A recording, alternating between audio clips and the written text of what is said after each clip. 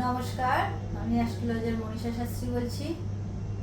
যদি আপনাদের date of birth, time of birth সঠিক জানা থাকে তাহলে আপনারা অবশ্যই আপনাদের রাশিচক্রটাকে সঠিকভাবে বিচার করিয়ে দেখে নিন বর্তমান সময়টা আপনাদের কেমন যাবে। অনেক সময় দেখা যায় যে বর্তমান সময়টা কেমন যাবে এটা না জানার জন্যে অনেক সময় অনেক বিপদের মুখে পড়তে হয়। কেউ হয়তো ব্যবসায় ইনভেস্ট করে দিলেও লস হয়ে গেল। অনেক সময় প্রশ্ন থাকে যে যারা স্টুডেন্ট পড়াশোনা করছে যে আমরা সেটা হচ্ছে লোয়ার স্টাডি হোক বা হায়ার স্টাডি হোক পড়াশোনা করছি, সেখানে আমাদের পড়াশোনার রেজাল্টটা যে করছি কেমন আসবে। তা বর্তমান সময়ে যদি আপনারা আপনাদের রাশি লগ্ন যেটা আছে জানেন, তারপরেও যেটা জানতে হবে সবার থেকে আগে সেটা দশা অন্তর্দশা কি চলছে, আর গোচরে বর্তমান সময় কোন গ্রহরা কোথায় বসে আছে।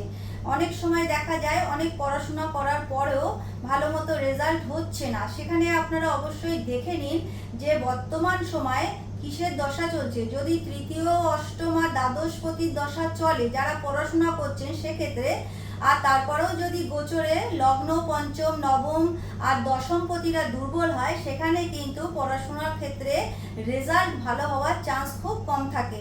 অনেক সময় দেখা যায় যে অনেকের অর্থ আছে কিন্তু অর্থ থাকলেই যে সব কষ্টকে জয় করা যায় তা কিন্তু নয়। কিন্তু দেখা যায় যে অনেক সময় শরীরের জায়গাটা ভীষণভাবে ডিস্টার্ব করছে। তাহলে বর্তমান সময় কিসের দশা সেটা কিন্তু ভীষণভাবে জানার দরকার। মানে অনেক সময় দেখা যায় দুজনে খুব ভালো বন্ধু ছিল, অনেক বছরের বন্ধু ছিল, হঠাৎ করে বিচ্ছেদ হয়ে গেল। কিসের জন্য হলো? হয়তো কোনো বন্ধু শুক্রের দশা চলছিল, আরেকজনের শনির দশা চলছিল। হঠাৎ করে শুক্রের দশাটা যখন রবির দশা হয়ে গেল আর যার শনির দশা, এটা কিন্তু অ্যান্টি প্ল্যানেট হয়ে গেল। দুজনের দশা বিপরীত হয়ে গেল, তাহলে মতবিরোধ হয়ে গেল। আস্তে আস্তে দেখা গেল সম্পর্কটা বিচ্ছেদের দিকে চলে গেল।